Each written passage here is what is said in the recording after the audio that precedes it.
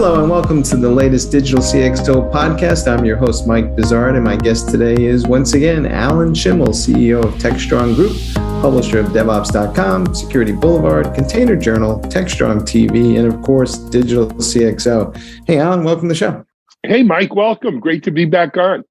So there's a lot of time and effort now has gone into various digital business transformation projects. And let's say over the last 4 or 5 years has been the primary arc. And we're starting to see the results of those efforts. And one of the things that keeps coming up is this notion of digital friction. And at the core of it is a lack of empathy. And I think we've talked about this in the land of DevOps in the past, but it almost feels like a lot of folks are designing these processes with their end goal in mind and then trying to push that out to the employee or their end customer. And I wonder if we just got it backwards. And a lot of these people are failing because they're not thinking about it from the perspective of the employee or the customer in. What do you say? I think this whole thing's a red herring. I'll be honest with you. I will tell you, digital friction here at Techstrong Group. Someone doesn't know how to Google Cast. Someone's Zoom isn't working today. Someone's Malwarebytes is interfering with Google. Someone can't get something to work. It's classic help desk stuff, except these people are remote on non-standardized equipment. And so it's a little harder. And also, quite frankly, companies haven't been investing in the IT help guy. We used to have a guy, when I was in Colorado, Jake. If your email wasn't working today, Jake helped you. We have a similar kind of person here at Techstrong, Mike, but we don't have a formal sort of help desk because I think part and parcel with the digital transformation is many organizations expect their employees to be somewhat digitally proficient. And when you get yourself a troglodyte, right, that you got to hold their hand to, learning Slack and so forth, it slows down the whole organization. But that doesn't make digital transformation a failure. I think the whole digital friction being a reason why digital transformation is not succeeding, it's all Gartner hype cycle BS. Do you think, therefore, maybe the new help desk is this thing that people are referring to as the digital transformation office that they've set up to help with that transition? Yeah, I think that's a really expensive name, and expensive names usually are expensive. And I don't think we need expensive names that are expensive to help people use their SaaS-based apps. Quite frankly, I find I'm our best IT help guy right here in Techstrong myself. After having let other people do it, I do it fine. I wind up helping most of our people here. And so am I a one-man digital transformation office? No. Sorry to bust your bubble on that, Mike, but that's how I feel. Well, I get how you feel, but there's a lot of big companies out there, and they don't all have CEOs who are willing to be the digital transformation office single-handedly. So, what's a big? And I don't want to be, believe me. But But here's the thing: it really, to me, it's helping the troglodytes a lot of times. If you have a problem with Zoom, before you go call out the cavalry, why don't you go Google, is Zoom down? Is Zoom having problems? If it's a real problem, you're going to see it on Google. I get NFL Sunday ticket over the internet. This Sunday, I was watching my Steelers lose to the Patriots. And about halfway through the second quarter, the damn thing went down. And I did everything. I rebooted my router. I reset the Apple TV. I went through the usual checklist. Couldn't get it to work. I Googled NFL Sunday ticket down. It sent me over to Twitter where there were about 3,000 tweets of people raging on DirecTV because NFL Sunday ticket was down. And there wasn't a darn thing I can do. Same thing as when Zoom is down. Zoom, 99 out of 100, 999 times out of 1,000. If Zoom is down, it's not just down for Techstrong. Zoom is down, right? And so do I need an office of digital transformation to tell you Zoom is down? I don't know. What about the troglodytes themselves? Because, if they have one issue, they're going to have 100 issues. So do we train them, or do we kind of say at some point, fish or cut bait? Or don't hire them, right? So, and I say that tongue in cheek, right? But one of the things that I do when I interview people, frankly, is I try to get an idea of just how digital native they are, right? Do they go on social media? Do they stream video? Do they use a password manager at home? Right? I try to get an idea of how digitally savvy people are. Because, and again, Techstrong's not everyman. I get it. But for our purposes, if we got people who aren't digitally savvy here, they're probably not going to do well here. And I don't even know if I want to invest the time in making them better digital natives. Now, that being said, we've had a few. A particular VP of sales, head of sales comes to mind. And over time, they do catch on. I do agree with this. People who are not technically savvy and using it are a drag on the organization. They slow things down. They slow everyone else down. All right. Well, I guess maybe we'll be moving through a generational cycle and things will get better as we go along. But no doubt. No doubt. You mentioned SaaS apps. So let's shift to this next topic that we have on our list here. SaaS apps have emerged as more than just a bunch of applications that people are using randomly to automate a process. There was a massive explosion in SaaS app adoption post-COVID. But it also seems like now they're kind of like the new platform that people are building custom applications on top of. In a lot of cases, for example, they are using Salesforce as the base, and then they're building a custom app on top of that, and they're using DevOps workflows to do that, at least in some of the more sophisticated organizations. So are SaaS apps kind of like the new base platform, and people are just going, I don't want to reinvent the bottom end of the application that's all the same everywhere we go and when it already exists somewhere else. So do we need to rethink how we think about SaaS platforms? I don't think we need to rethink about it, but I think a little primer would do well here, right? And it's funny, I actually had this conversation with the CEO of a Boston-based startup, Jellyfish, this morning doing an interview. So when we think about Salesforce, you mentioned Salesforce, right? Salesforce didn't invent CRM. Everyone used CRM before Salesforce didn't come out till like 2004, 2005. Everyone used CRM before that, but we used things like Siebel or other heavy, the Oracle apps that were hosted. They weren't SaaS-based. You had to host them. They were self-hosted, if you will. Initially, the great thing about Salesforce that made it so successful was that it was a SaaS-based platform. So it was a lot less fuss and mess to stand up and keep running. But then Salesforce did something pretty spectacular, at least for them. And it really kind of changed the course of history, is they took that SaaS application they had and made it a platform, which allowed other people to embrace and extend their platform for additional applications.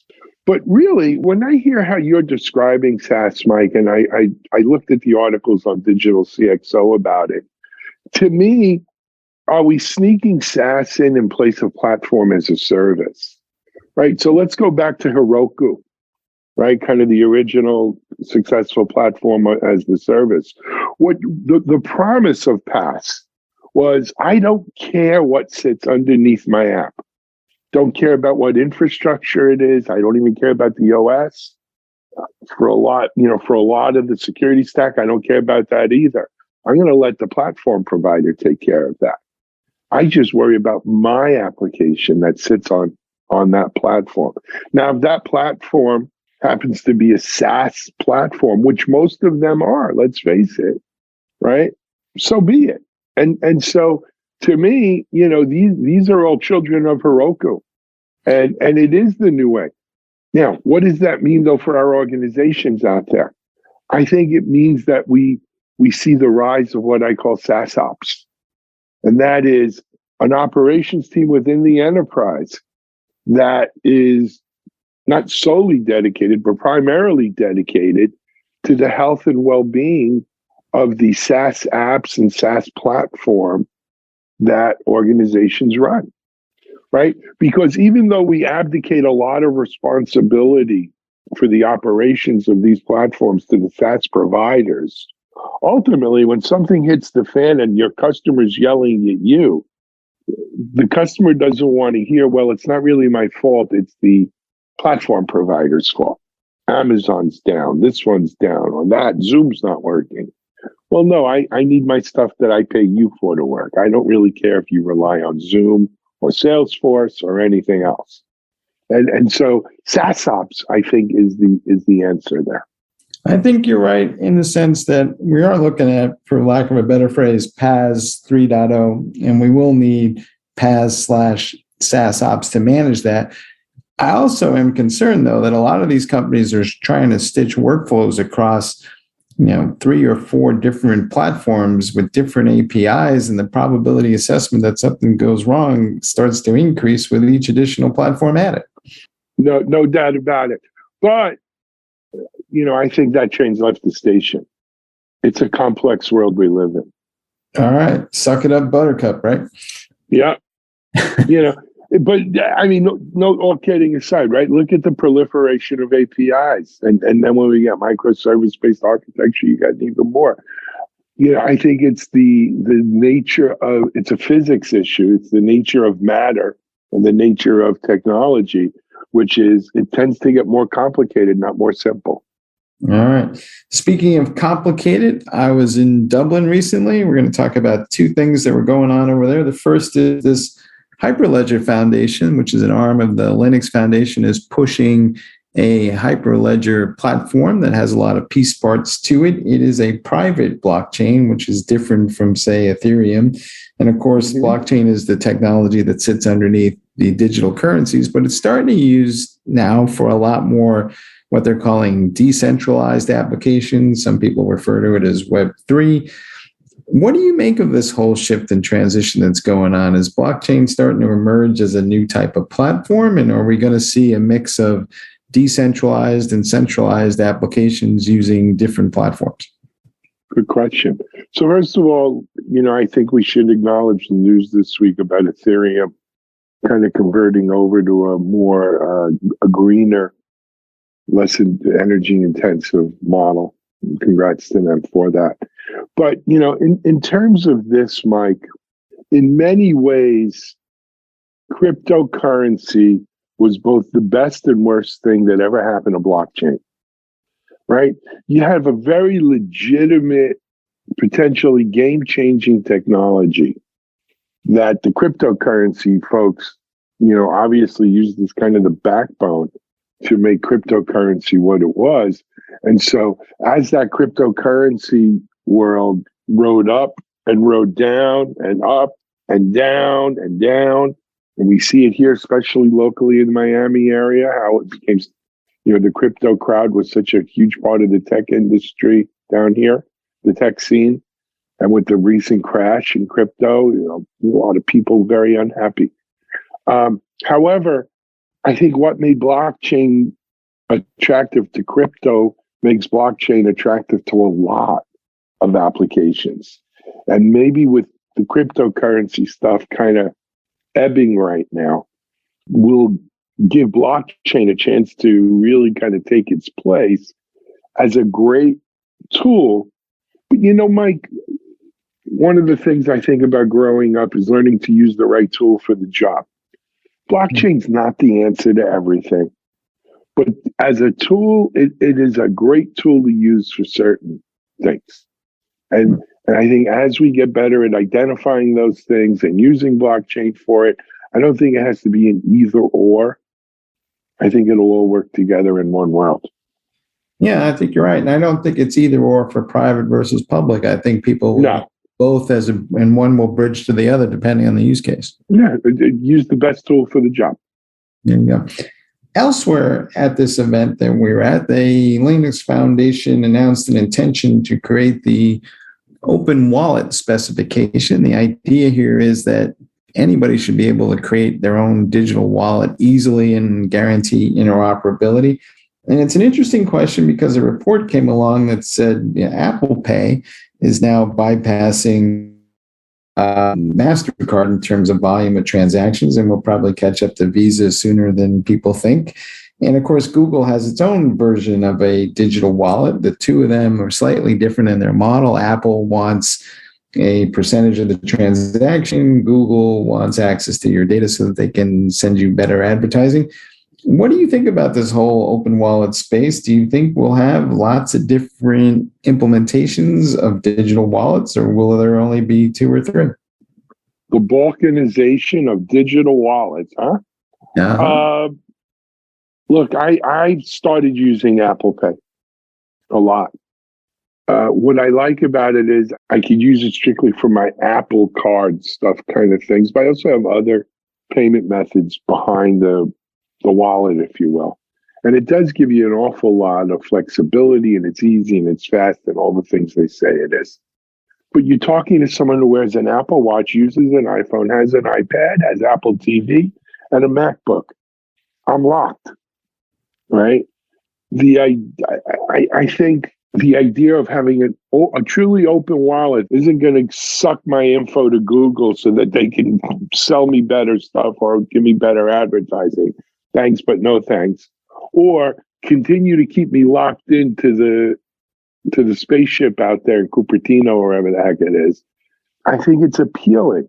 The question is, as an open technology, security is paramount when we talk about wallets. You got to have absolute trust in the integrity there.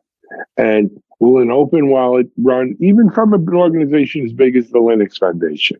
Is it gonna be bulletproof? Right? And this goes back to the browser wars. If it's not built into the OS and I gotta add it in, Windows ain't done till Notes don't run, till Lotus don't run.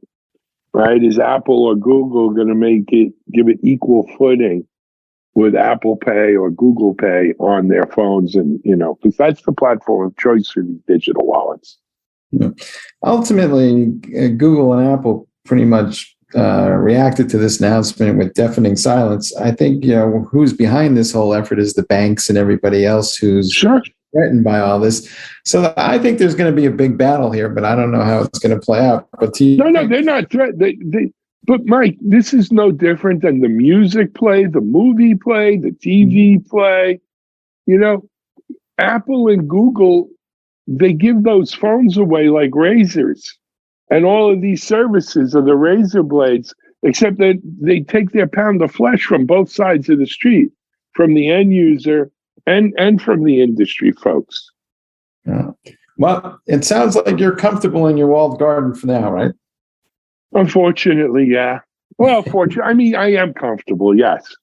All right, cool. Hey, buddy, as always, thanks for being on the show. All right, Mike. All right. And thank you all for listening to our show. On the Digital CxO website, you can find complete episodes as well as show notes with the links to the stories we discussed today. And you can follow us on your favorite social media platform and subscribe to us on your favorite podcast app. We'll see you all next time.